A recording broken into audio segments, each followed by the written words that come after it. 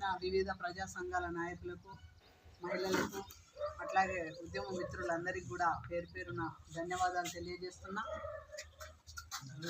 ఈరోజు మన వీరనారి తెలంగాణ సాయుధ పోరాట ఉద్యమ వీరవనిత అయిన సాకలి ఐలమ్మ గారి వర్ధంతి సందర్భంగా మీకు అందరికి కూడా వర్ధంతి ఒక జయజయలు తెలుపుతూ, ఇవాళ ఆమె ఏ ఉద్దేశంతోనైతే ఇవాళ ఈ సమాజం కోసం తన ప్రాణాలను పణంగా పెట్టి ఒక మహిళ ఉండి ఆ రోజుల్లో, అంటే ఈ రోజు ఇంకా అభివృద్ధి చెందిన సమాజంగా చెప్పుకుంటున్నాం, అప్పుడు ఇంకా ఎలాంటి చైతన్యం లేని రోజులలోనే ఆ రోజు సాకలి ఐలమ్మ ఒక అత్యంత వెనుకబడిన కులంలో పుట్టిన సాకలి ఐలమ్మనే ఈరోజు మనం ఒక వీరనారిగా కొలుసుకునే పరిస్థితి వచ్చిందంటే, ఎవరమైనా చరిత్రలో మనము ఎట్లా బతికినాం అనేది కాదు, ఏ రకంగా బతికినాం అనేదే ఇక్కడ ముఖ్యం.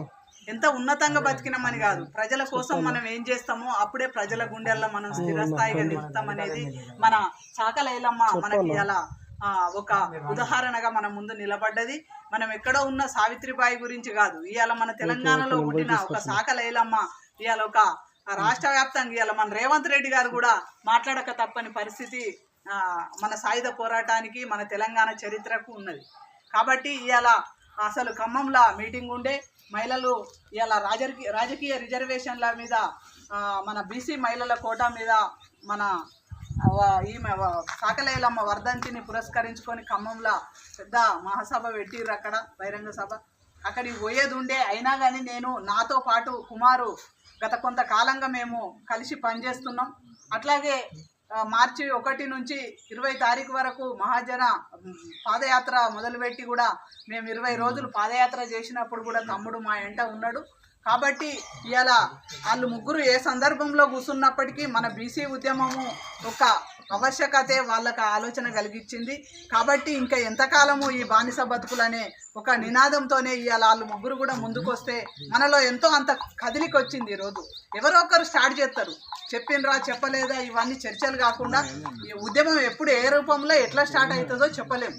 కాబట్టి మనం ఎన్నో ఉద్యమాలు చేసిన చరిత్ర మనకు ఉన్నది. కాబట్టి ఇవాళ తమ్ముడు ఆ నిర్ణయం తీసుకొని ఎప్పుడంటే మండల జయంతి రోజు మొదలైన ఈ దీక్ష రోజు నేను వాళ్ళ వెంటనే ఉన్నా.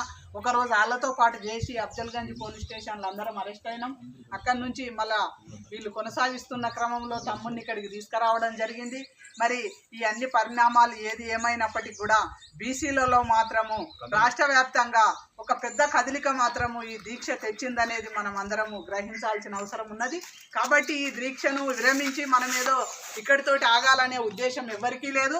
కాబట్టి దీన్ని ఇంకా ఉన్నతంగా ఇంకా రేపటి రోజు మనము బీసీ రాజ్యాధికారాన్ని ఎట్లా సాధించాలి అనే విధంగా తెలంగాణ ఉద్యమాన్ని అయితే మనం ఎట్లా చేసినామో అన్ని రూపాలు కూడా ఈరోజు తీసుకోవాల్సి ఉన్నది.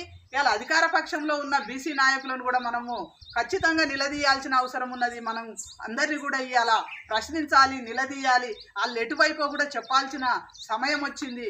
కాబట్టి వాళ్ళు రాజీనామాలు చేసి వస్తారా, లేకుంటే వాళ్ళ పార్టీలో ఏ రకమైన నిర్ణయం తీసుకుంటారా, వాళ్ళ అభిప్రాయాలు ఏందో కూడా వాళ్ళు ఖచ్చితంగా ప్రకటించాల్సిన సమయం వచ్చింది. వాళ్ళు ప్రకటించడానికి కూడా మనం ఏ రకమైన ఒత్తిడి తేవాలనేది కూడా మన పోరాటాల రూపాలలో ఉండాలని నేను కోరుకుంటున్నా అందరికీ. కాబట్టి ఆ రకంగా మనం పొలిటికలా నాన్ పొలిటికలా ఎట్లా చేస్తే బాగుంటుంది అనేది మన తమ్ముని విరమణ తర్వాత మనం ఒక నిర్ణయం తీసుకొని మన వరంగల్, హన్మకొండ, కాజీపేట ఈ మూడు జంట నగరాలు ఏవైతున్నాయో, 3 నగరాలు ఏవైతున్నాయో ఇవన్నిటిని కూడా కలుపుకొని మనము తెలంగాణలో ఏ ఉద్యమం జరిగినా వరంగలే ముందు ఉంటుంది. కాబట్టి ఆ వరంగల్ నుంచే ధూమ్ధామ్ కూడా బీసీ ధూమ్ధామ్ పెట్టాలనేది కూడా ఒక నిర్ణయంలో ఉన్నాము.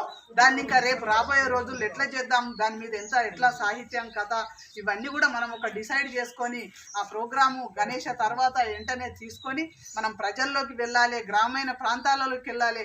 ఎంతోమంది అసలు బీసీ ఉద్యమం ఏంది ఇక్కడ ఎవరు నిరాకరించి ఏతున్న సంగతి మన పక్కకే తెలియని పరిస్థితుల్లో ఇంకా మనం ఉన్నాం. కాబట్టి ఈ దీక్షను విరమించి ఇంతకంటే మెరుగైన ఒక కార్యాచరణతోని మనము ముందుకు పోవాల్సిన అవసరం చాలా ఉన్నది. కాబట్టి తమ్ముని లాంటి వాళ్ళు ఇప్పుడు ఈ పరిస్థితులలో ఉంటే మన ఉద్యమానికి అనేక రకాల ఇబ్బందులు అవుతాయి. ఇట్లాంటి మనకు రేపు దిశ నిర్దేశం చేయాల్సిన యువకులు సావడము, ఆమరణ దీక్షలు చేయడము ఇట్లాంటివి చేస్తున్నాం. మరి అదే వచ్చి అందరు ఇప్పుడు ఇవాళ టీఆర్ఎస్ నాయకులు వచ్చి మన అంటానని చూడు విరమించాలి, వాళ్ళు వచ్చి మాకు ఇది చేయాలి, ఎవరు వచ్చి ఇవాళ మనకి ఏది చేయరు. మన మీద మనం కాన్ఫిడెన్స్ పెట్టుకోవాలి, మన బీసీలం ఐక్యం కావాలి. ఈ మొన్నటి దాకా 10 ఏళ్ళు వాళ్ళు అధికారాన్ని అనుభవించినాడు, ఎవరు బీసీ గురించి మాట్లాడలేదు ఒక్క నాయకుడు కూడా. ఇవాళ మళ్ళా వాళ్ళు అధికారాన్ని కోల్పోయారు కాబట్టి ఈరోజు వచ్చి మళ్ళీ ఈ వేదికను కూడా వాళ్ళే స్వార్థకం చేసుకోవడానికి ప్రయత్నాలు జరుగుతున్నాయి. కాబట్టి అన్నిటిని కూడా మనం బేరీజ్ చేసుకొని అందులో కూడా మనకి ఎవరు కలిసి వస్తారు, ఎవరిని కలుపుకొని పోవాలనే ఒక సుదీర్ఘమైన తెలంగాణ ఉద్యమంలో దెబ్బతిన్నాం కాబట్టి ఆ దెబ్బ నుంచి మనం ఎట్లా ముందుకు పోవాలనేది కూడా అందరం ఆలోచించాలి. మిత్రులందరూ మరి ఇవాళ నాకు తమ్మునికి నిరాహార దీక్ష విరమించే ఒక బాధ్యత నా చేతుల మీదుగా చేయడం అనేది కూడా నాకు చాలా ఆనందంగా ఉన్నది. ఎందుకంటే ఎంతో మంది ఉద్యమాలలో సాయుధ పోరాటాలలో ఈ రోజుకు మనం చూస్తున్నాం, రోజు పేపర్లలో ఎంతో మంది మహిళలు అమరులు అవుతున్నారు. కానీ వాళ్ళ గురించి మనం ఇక్కడ మాట్లాడుకోలేకపోతున్నాము. ఏ రకంగా మాట్లాడినా ఇవాళ ఎంతో మంది మహిళలు మాత్రము ఈ సమాజం కోసం త్యాగాలు చేస్తూ అడవులల్లో ఎన్కౌంటర్లలో అన్నలతో పాటు అమరులైనరు. మొన్నటి వరకు కూడా ఎంతో మంది అక్కలు నిన్నగాక మొన్న 15 మంది చనిపోయారు. అంటే వాళ్ళంతా కూడా ఈ సమాజము ఈ అంతరాలు లేని సమాజం కోసమే చనిపోతున్నారు. వాళ్ళకంటూ ఏ స్వార్థం లేదు. ఆ రకంగానే ఇవాళ మన ఉద్యమాలు కూడా వాళ్ళకు స్ఫూర్తిని ఇవ్వాలి, వాళ్ళను కూడా ధైర్యం ఇచ్చి నిలబెట్టే విధంగా మన బయటి ఉద్యమాలు కూడా ఉండాలని నేను కోరుకుంటున్నా. కాబట్టి తమ్ముడు అందరి అభిప్రాయానికి గౌరవించి ఈ నిర్ణయం తీసుకోవడం, మరి తమ్మునికి ప్రత్యేక ధన్యవాదాలు తెలియజేస్తున్నా. మరి ఇంతటితో నాకు ఈ అవకాశం ఇచ్చినందుకు ధన్యవాదాలు తెలియజేస్తూ జోహార్ సాకలి ఐలమ్మకు, జోహార్ సాకలి ఐలమ్మకు, సాకలి ఐలమ్మ ఆశయాలను, సాకలి ఐలమ్మ ఆశయాలను, ఐలమ్మ సాక్షిగా బీసీ రాజ్యాధికారాన్ని, ఐలమ్మ సాక్షిగా బీసీ రాజ్యాధికారాన్ని